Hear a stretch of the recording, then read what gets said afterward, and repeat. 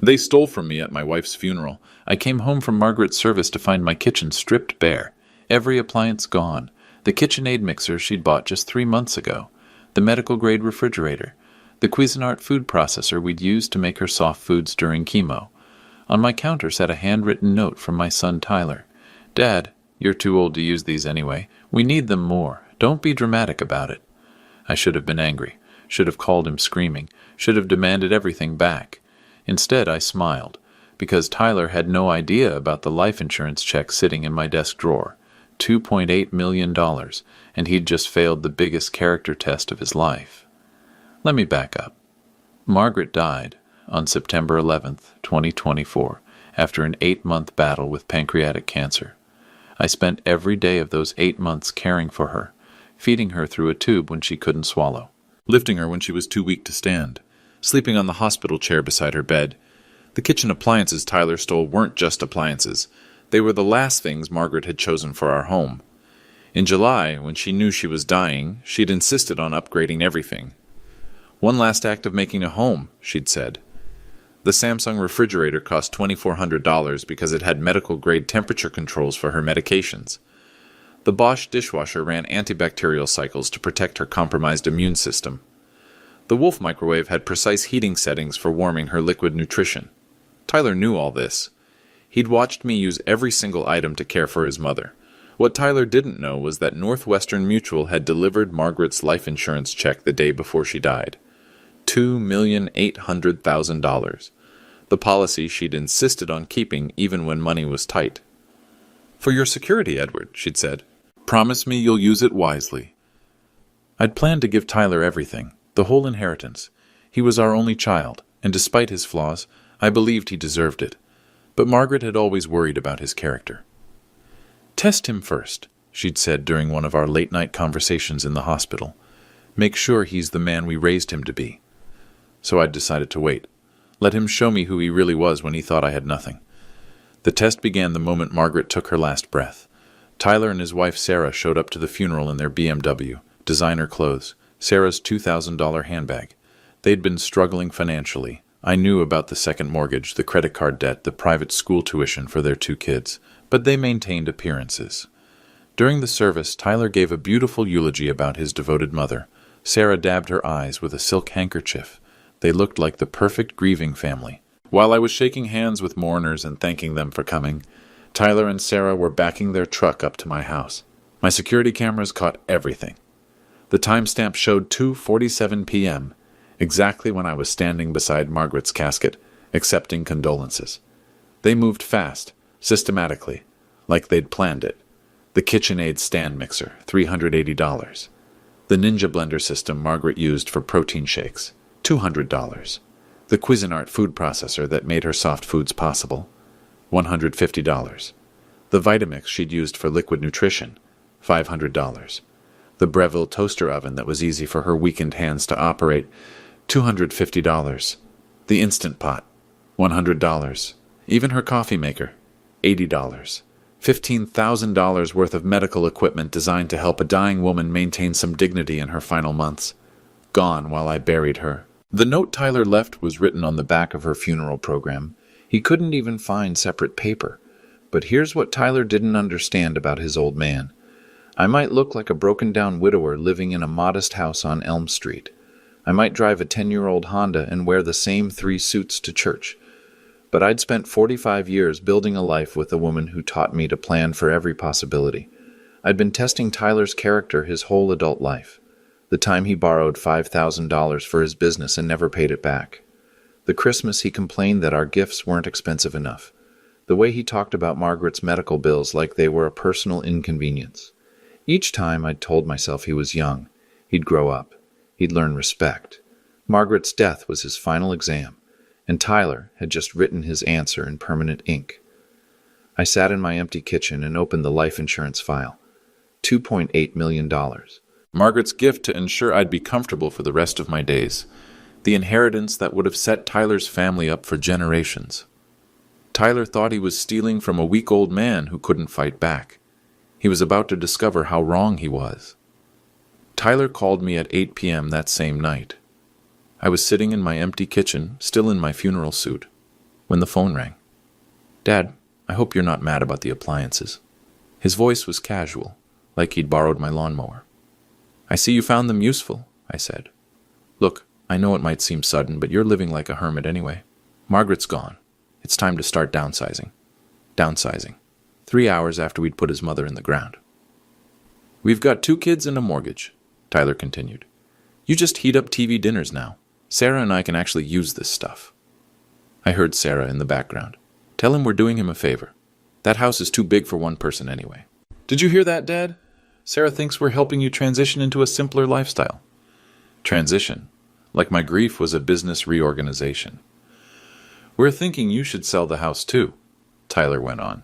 "Move into one of those senior communities, with activities and meal plans. You'd probably be happier around people your own age." "I see. Thank you for clarifying your position." My voice was steady, calm. Tyler had no idea that my neighbor, Mrs. Peterson, was on her front porch and could hear every word through my open window. She'd moved closer, shocked by what she was witnessing. "Don't get all dramatic, Dad. You're 70 years old. Mom's not coming back. We're just being practical." Practical. That's what he called stealing from a grieving widower. "Besides," Tyler added, "you've never been good with money anyway. Remember when you couldn't afford to help us with the down payment on our house?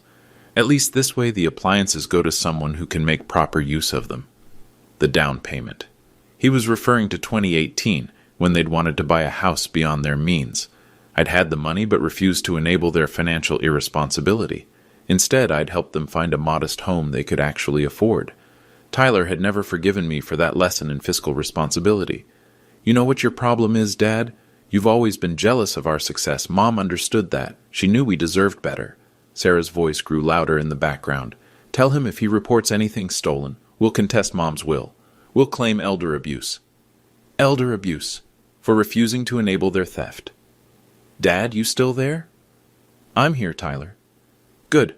Look, we'll come by tomorrow to get Mom's jewelry and any other valuables.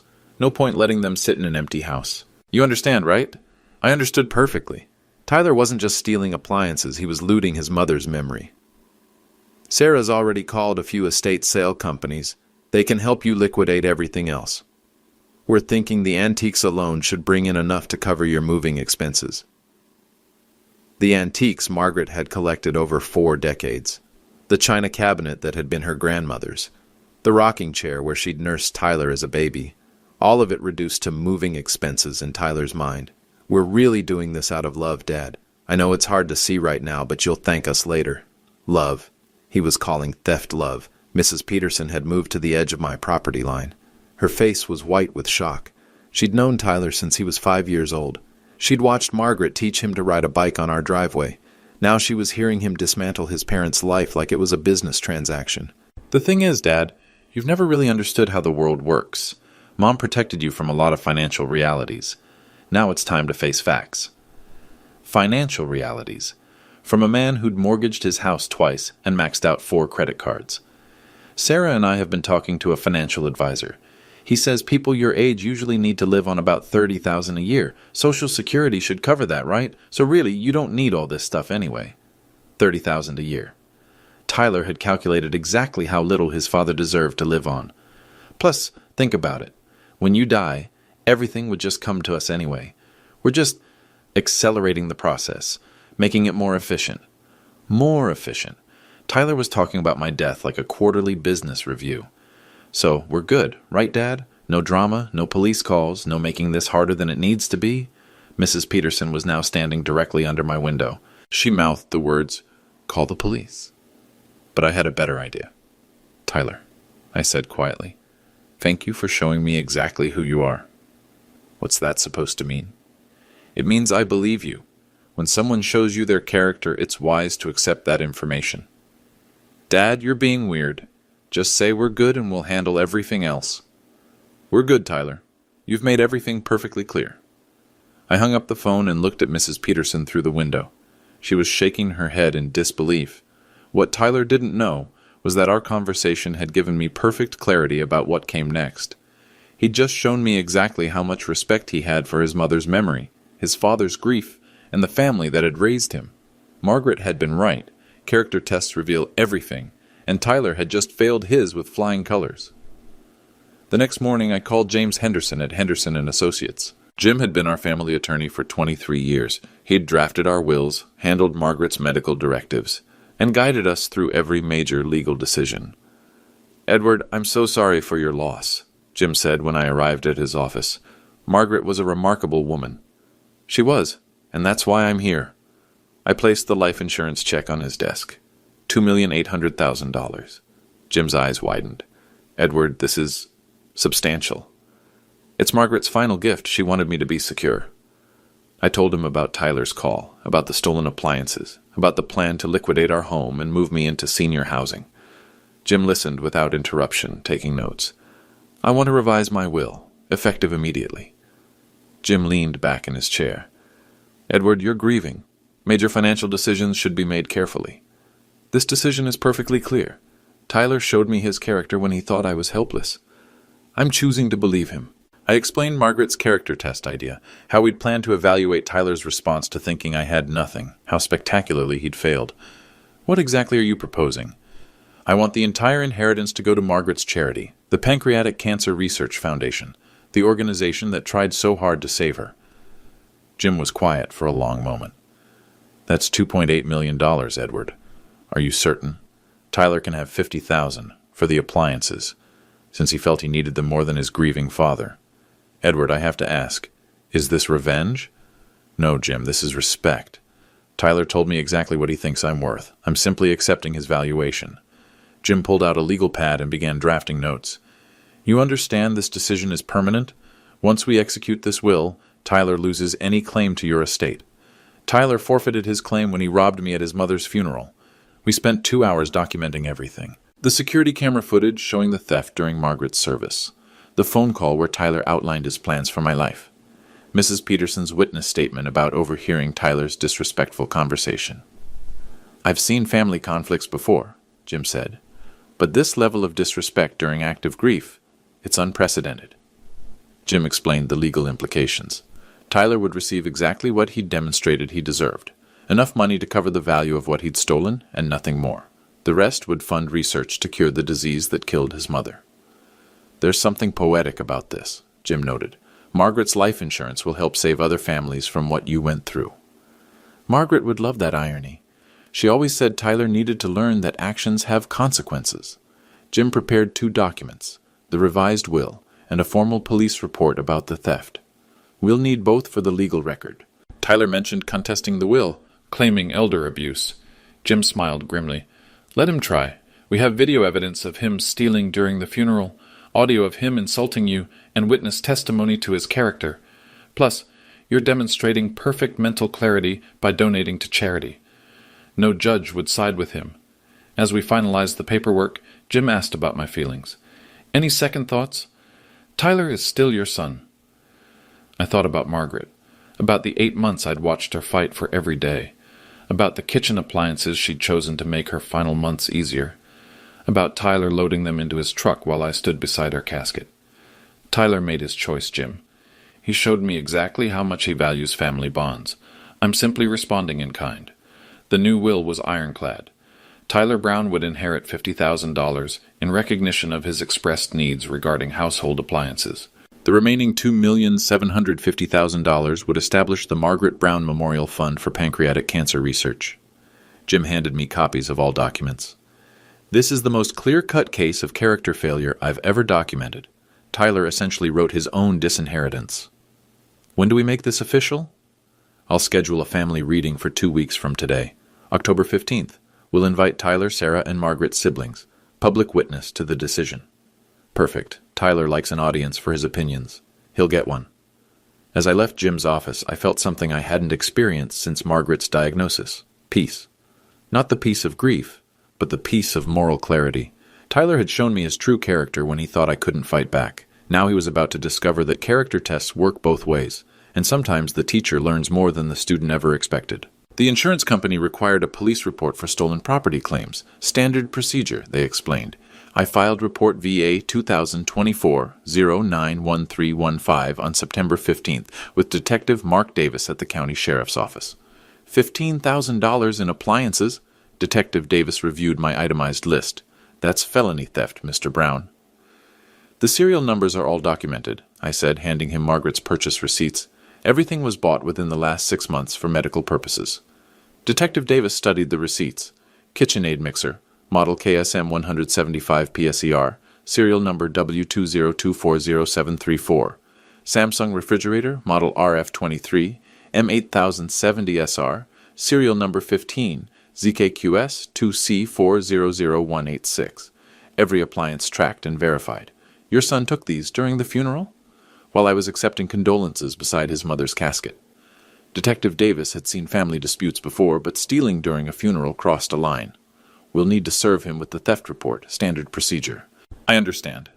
Tyler's phone rang at 10 a.m. the next day, just as I'd planned. Deputy Wilson was standing on his doorstep with legal papers. Tyler called me 20 minutes later, panicked. Dad, what the hell? You called the cops over some old kitchen appliances? They weren't old, Tyler. They were $15,000 worth of medical equipment. Silence. Tyler hadn't bothered to research the value of what he'd stolen. $15,000? That's impossible. It's just regular kitchen stuff. The Samsung refrigerator alone cost $2,400. Medical-grade temperature controls for your mother's medications. The receipt is dated July 15th. More silence. Tyler was calculating. The KitchenAid mixer was $380. Your mother's last purchase before she got too weak to bake. She bought it hoping she'd recover enough to make your birthday cake. I could hear Sarah in the background. Hang up. Don't say anything else. But Tyler was too panicked to think clearly. Dad, this is crazy. We can return everything. Just call off the cops. Return them? You said I was too old to use them. You said you needed them more. I didn't mean... Look, we made a mistake. People do stupid things when they're grieving. Grieving. Now Tyler was claiming grief as his excuse. You weren't grieving when you backed your truck up to my house, Tyler. You were shopping. Detective Davis had done his homework. He'd pulled Tyler's financial records as part of the investigation. Second mortgage, 4 maxed-out credit cards, $68,000 in debt. Mr. Brown, Detective Davis called me that afternoon, your son's in significant financial trouble. This looks like theft motivated by desperation. What happens next? Depends on whether you want to press charges. With video evidence and clear premeditation, we have a solid case. I thought about Margaret, about Tyler's plan to put me in senior housing, about his casual dismissal of 45 years of marriage. Let the legal process run its course, Detective. Tyler called again that evening, more desperate. Dad, please. Sarah's freaking out. If this goes to trial, it'll be in the newspapers. My job, the kids' school. Everyone will know. Everyone will know what, Tyler? That you stole from your father at your mother's funeral? It wasn't stealing. It was family helping family. You said yourself you barely cook anymore. Family helping family. Tyler was rewriting history in real time. I have the security footage, Tyler. Time-stamped during the funeral service. You moved those appliances while I was burying your mother. Tyler tried a different approach. Look, Dad, I know you're hurt, but destroying my family over this won't bring Mom back. Destroying his family. Tyler was blaming me for the consequences of his own actions. Sarah's already talked to a lawyer, Tyler continued. He says this is elder abuse. You filing false reports against your own son, elder abuse, for documenting theft with video evidence. Your mother's cancer equipment isn't a family heirloom, Tyler. It's not your inheritance. It was medical equipment that kept her alive longer. You're being dramatic again. Dramatic.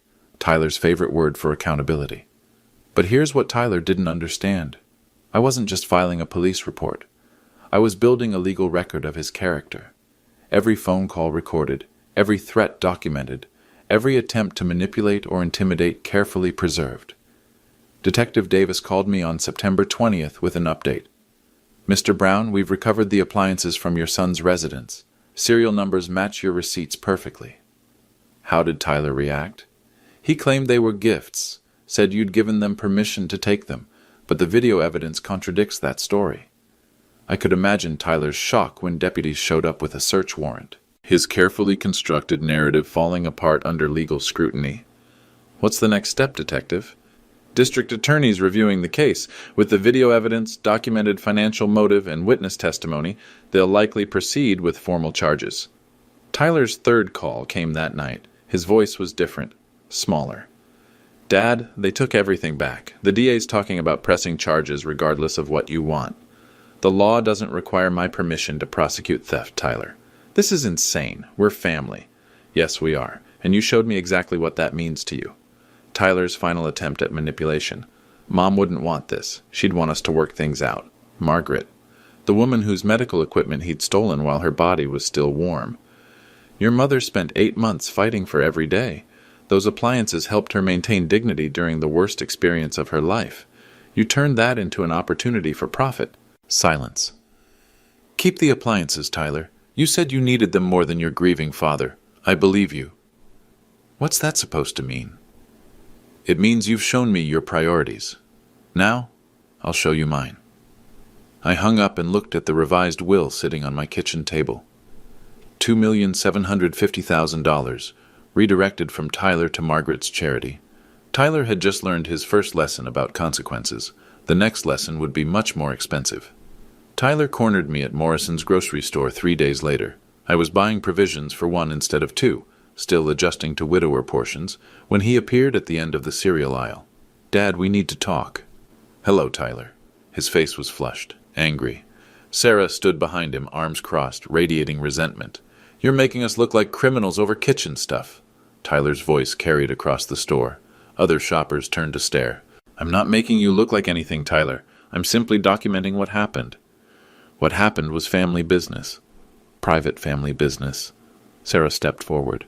He's just a bitter old man trying to hurt us because he's lonely. Mrs. Carson from our church was shopping nearby. She moved closer, recognizing the voices. The whole congregation knew about Margaret's death and my situation.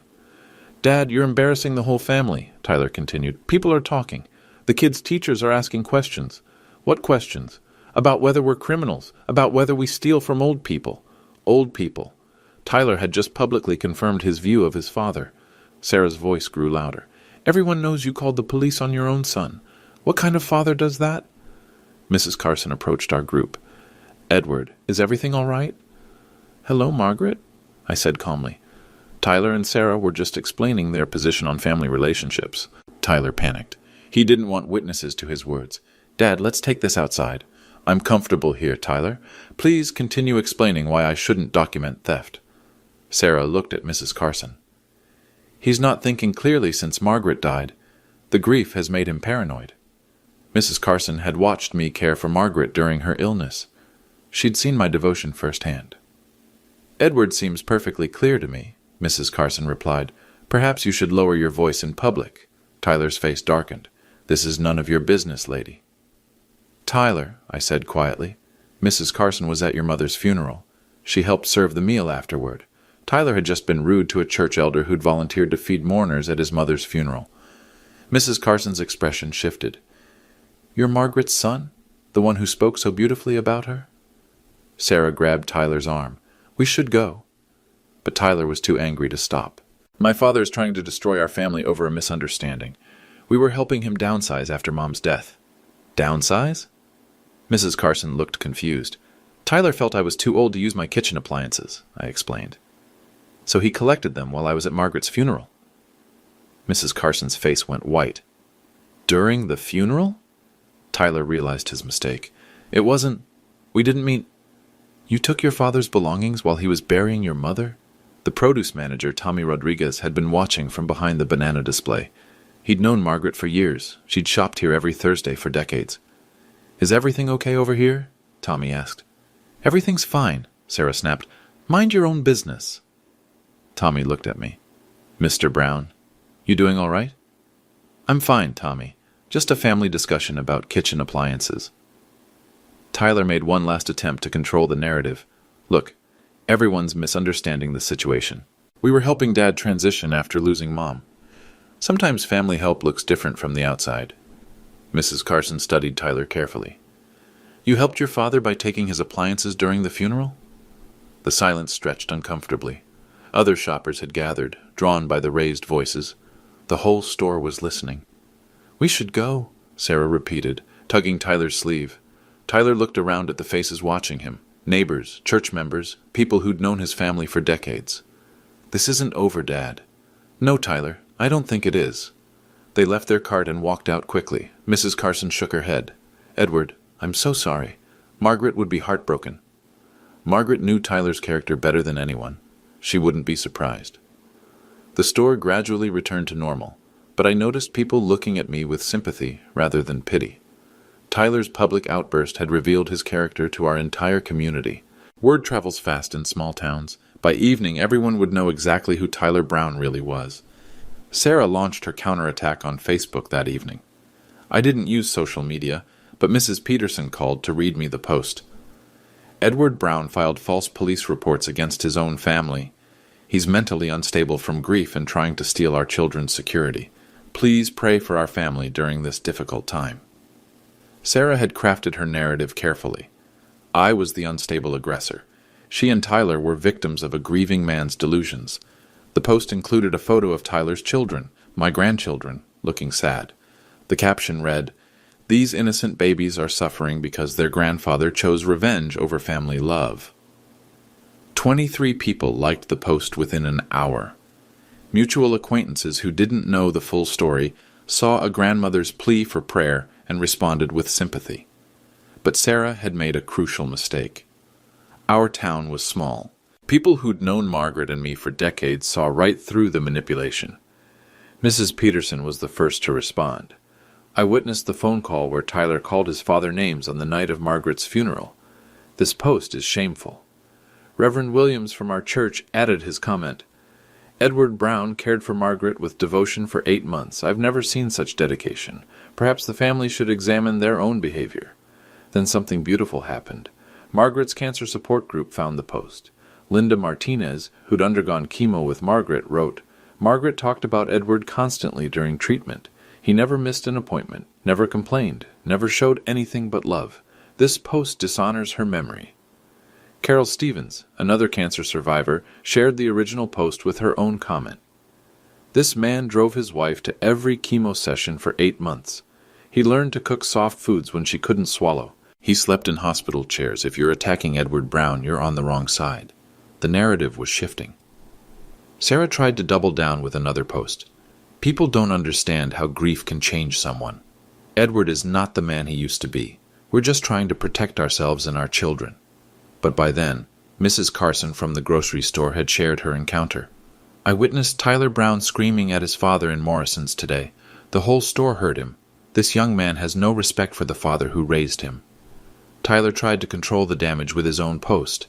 Family conflicts should be private. My father is struggling with Mom's death and making decisions that hurt everyone. We're trying to help him through this difficult time. But the comments section became an avalanche of community support for me. Edward Brown is a good man. I've known him for 20 years. Janet Miller. Margaret was lucky to have such a devoted husband. Tyler should be ashamed. Robert Wilson. This is what happens when children take their parents for granted. Susan Taylor. Tommy Rodriguez from the grocery store posted, I watched Tyler Brown disrespect his father in my store. The man just buried his wife and his son was yelling at him. Disgusting behavior. The real damage came when someone shared Margaret's obituary, which I'd written with love and detail. It mentioned her 8-month battle, my constant care, and the kitchen equipment that had helped maintain her dignity during illness.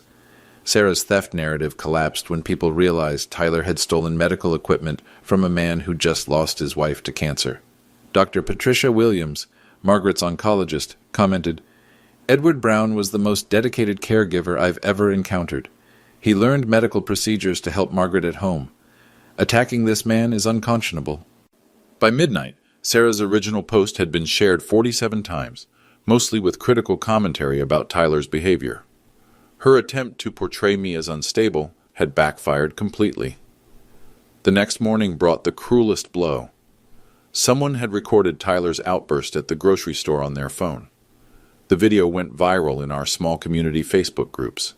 You could hear Tyler clearly, You're making us look like criminals over kitchen stuff.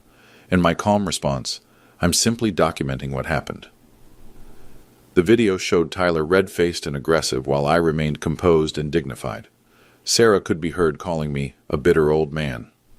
Mrs. Carson's voice was clear on the recording. You took your father's belongings while he was burying your mother? Tyler's stumbling, incoherent response revealed everything. The comment sections filled with outrage. People who'd known Margaret personally shared stories of her kindness. Church members described my devotion during her illness. Neighbors recalled seeing Tyler's truck at my house during the funeral. Sarah deleted her original post by noon, but screenshots had been saved and shared. The internet never forgets, especially in small towns where everyone knows everyone. Tyler's reputation was destroyed in less than 24 hours. But they had no idea this was just the beginning. The real reckoning was still to come. Jim Henderson called me on October 1st with a legal update and a warning. Edward, the theft case is solid, but we need to prepare for Tyler's inevitable challenge to your will. He's going to claim undue influence, mental incapacity, anything to overturn your decision. What do we need? Documentation, evidence, a complete record showing your mental clarity and Tyler's character failures. Jim had been building our case methodically. He'd collected the security camera footage showing Tyler's truck at my house during Margaret's funeral service.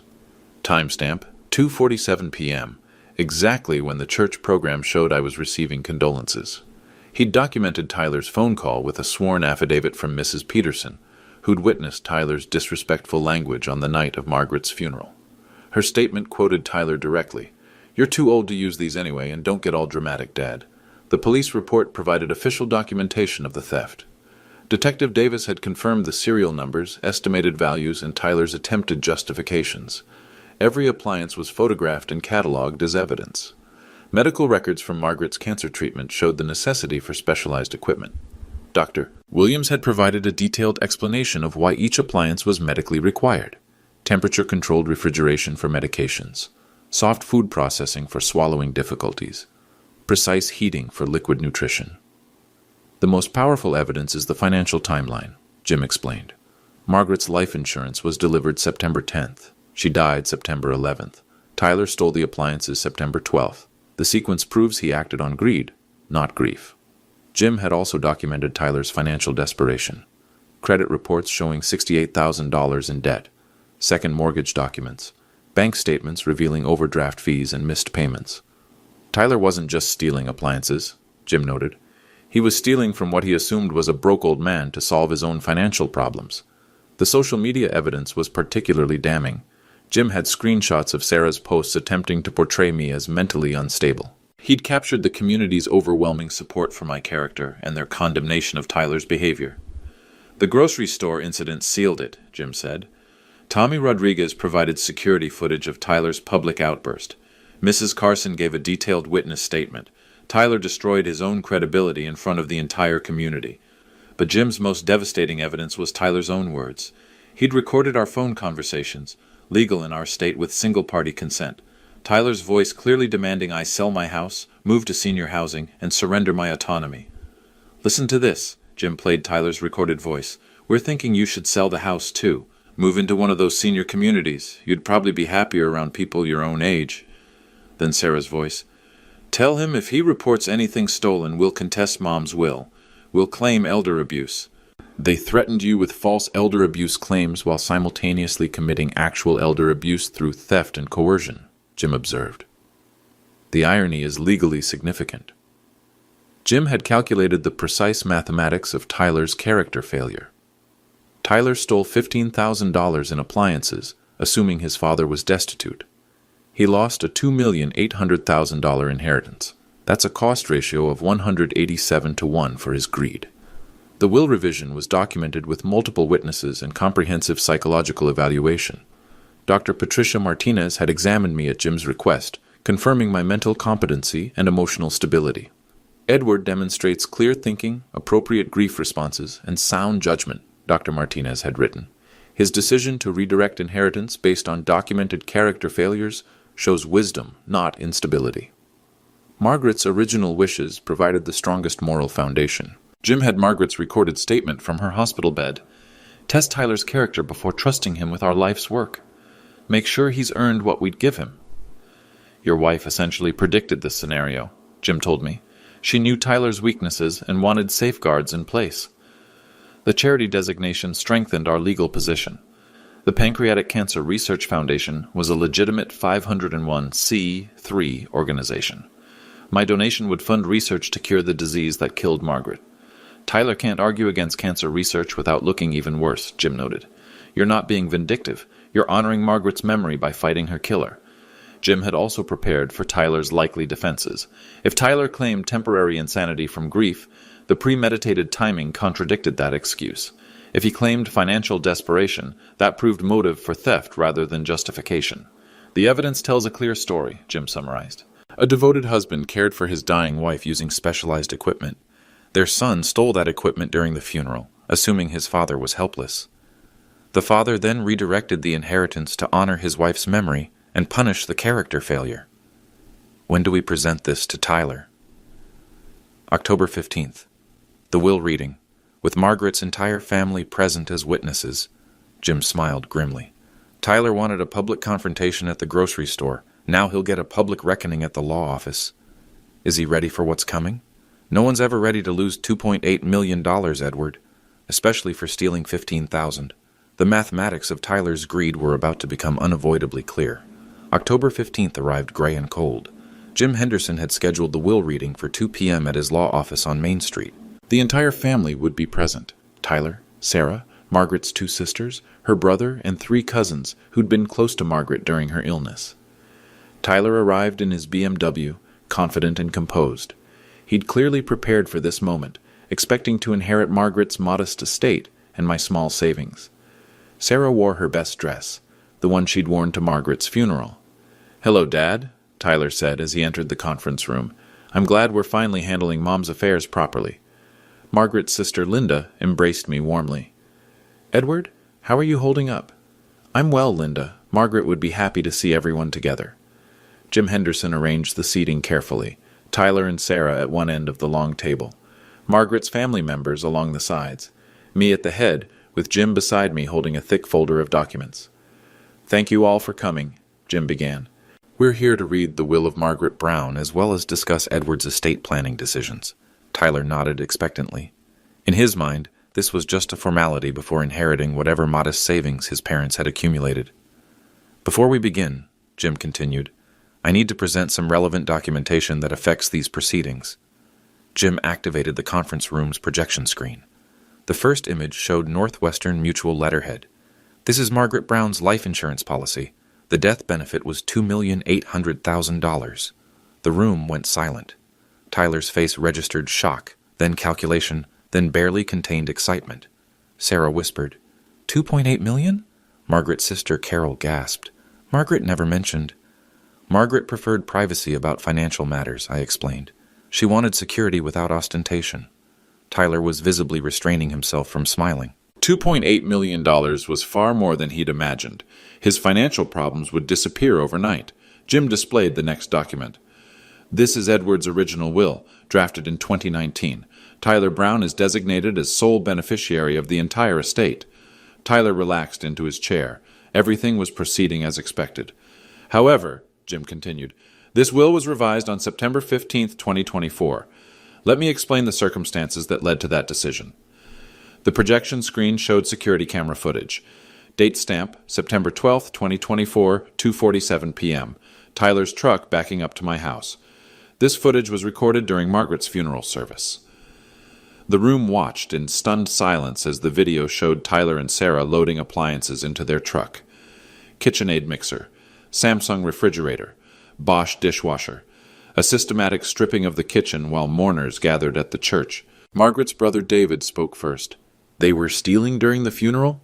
Tyler jumped up from his chair. "Dad, you can't seriously be showing this to everyone. It was a misunderstanding." "Please sit down, Tyler," Jim said calmly. "There's more documentation to review." The next exhibit was Tyler's handwritten note, found on my kitchen counter. "Dad, you're too old to use these anyway. We need them more. Don't be dramatic about it." Margaret's cousin Susan read the note aloud, her voice filled with disgust. "Written on Margaret's funeral program?" Sarah tried to interrupt. "You don't understand the context." "The context," Jim interrupted, "is documented in these phone recordings." Tyler's voice filled the conference room, recorded from our conversation on September 12th. "You're living like a hermit anyway. Margaret's gone. It's time to start downsizing." Then Sarah's voice. "Tell him we're doing him a favor." Tyler's recorded words continued. "We've got 2 kids and a mortgage. You just heat up TV dinners now." Margaret's family members exchanged horrified glances. They were hearing Tyler dismiss his father's grief and his mother's memory with casual cruelty. The recording played Tyler's most damaging statement. "You've never been good with money anyway. At least this way, the appliances go to someone who can make proper use of them." Linda Brown, Margaret's sister, stood up abruptly. "Stop! I can't listen to any more." But Jim continued the audio. Sarah's voice threatening elder abuse claims. Tyler calculating that I should live on $30,000 a year. His statement about accelerating the process of inheritance. When the recordings ended, the silence was deafening. Tyler was sweating now, realizing the extent of the evidence against him. "Dad, those conversations were private. You can't use—" "They're perfectly legal recordings," Jim interrupted. "Single-party consent laws apply." Margaret's brother David looked directly at Tyler. "You stole medical equipment from your dying mother?" "It wasn't medical equipment," Tyler protested. "It was kitchen appliances." Jim displayed the purchase receipts. Samsung refrigerator with medical-grade temperature controls for medication storage, $2,400. Cuisinart food processor for soft food preparation during swallowing difficulties, $150. Each appliance was specifically chosen to help Margaret maintain dignity during her final months. Dr. Patricia Williams had provided a written statement, which Jim read aloud. Edward Brown learned to operate specialized equipment to care for Margaret at home. His dedication extended her life and improved her comfort significantly. The appliances in question were essential medical tools. Tyler's composure finally cracked. "This is insane. You're all acting like I'm some kind of criminal." "The police disagree," Jim said quietly. "Here's the official theft report. Document VA 2024-091315 appeared on screen. Felony theft. $15,000 in stolen property. Premeditated timing during victim's emotional vulnerability." Sarah was crying now. "We were trying to help. Edward needed to downsize after Margaret died." "By stealing?" Margaret's cousin Susan asked, while he was burying his wife. Jim moved to the final presentation. Based on this documented pattern of disrespect, financial exploitation, and character failure, Edward revised his will. The new will appeared on screen. Tyler's inheritance, $50,000, in recognition of his expressed need for household appliances. Tyler read the number and laughed nervously. $50,000? Dad, what about the rest? The remaining $2,750,000, Jim continued, will establish the Margaret Brown Memorial Fund for pancreatic cancer research. The number hit Tyler like a physical blow. He'd lost over $2.7 million. "No," Tyler whispered. No, Dad, you can't do this." Sarah was hyperventilating. $2.7 million to charity? Tyler stood up, desperate. "Dad, I made a mistake. We all make mistakes. You can't destroy my family over one mistake." I looked at my son calmly. "Tyler, you didn't make a mistake. You made a choice. You showed me exactly who you are when you thought I had nothing." "I'll contest this," Tyler shouted. "Undue influence, mental incompetency. I'll fight this in court." Jim smiled. "With what money, Tyler? Legal challenges cost hundreds of thousands of dollars. You just inherited $50,000. Margaret's sister Linda spoke for the family. "Edward, we support your decision completely.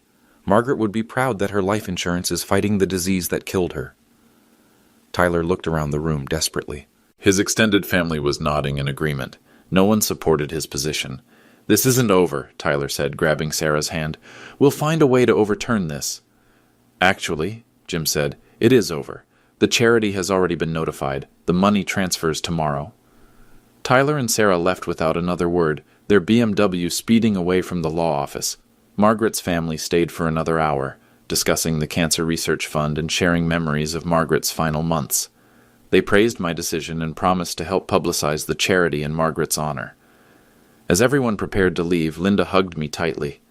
"Edward, Margaret always worried about Tyler's character. She'd be relieved to know her money is going to help other families, instead of enabling his selfishness." I looked out the window at the street where Tyler's BMW had disappeared. "Character tests reveal everything, Linda. Tyler showed me exactly what family means to him, and now he knows exactly what it means to you.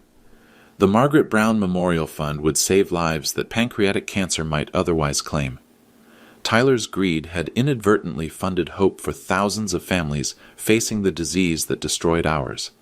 Sometimes justice and healing arrive together, wrapped in the consequences of someone else's choices. 6 months later, the Margaret Brown Memorial Fund had raised an additional $800,000 from community donations inspired by our story.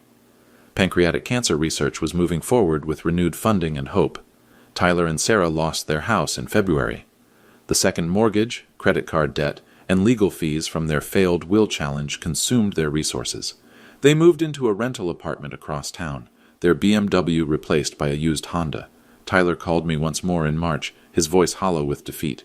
"Dad, Sarah's pregnant. We're going to lose the apartment. The kids are asking why Grandpa won't help." "I'm helping, Tyler. $50,000, remember? You said you needed it more." "That's gone. Legal fees, moving costs, it's gone." "Then you should have managed it better. You told me I was bad with money." Silence. "Dad, please. I know I screwed up, but we're family." "Yes, we are. And you showed me exactly what that means to you." I hung up and looked at the letter from the Pancreatic Cancer Research Foundation. Margaret's donation had funded a breakthrough in early detection protocols. Her life insurance was saving lives she'd never meet. The local newspaper ran a feature story about the memorial fund. My photo appeared alongside Margaret's, with the headline, "Love's Final Victory Over Cancer." The article mentioned Tyler only as estranged family members who challenged the donation unsuccessfully. Mrs. Peterson stopped by with the newspaper clipping. "Edward, Margaret would be so proud. You turned Tyler's cruelty into something beautiful." Margaret always said character reveals itself under pressure. Tyler chose greed when he thought I was helpless. I chose honor when I had the power to choose otherwise. The community center dedicated a memorial garden to Margaret, funded by additional donations to her research fund. Her name was engraved on a granite bench where cancer survivors gather for support meetings. Tyler drives past that memorial garden every day on his way to his new job at the hardware store. His children play in the park nearby, asking questions about their grandmother's name on the memorial bench. I hope someday Tyler understands that stealing $15,000 in medical equipment cost him a $2.8 million inheritance. But more importantly, I hope he learns that character isn't tested when life is easy. It's tested when you think no one is watching, when you believe there are no consequences, when you assume the people who love you are too weak to defend themselves. Margaret's legacy lives on in cancer research and community healing. Tyler's legacy is the lesson that greed destroys what patience would have provided. Sometimes the greatest gift you can give someone is letting them face the full consequences of their choices.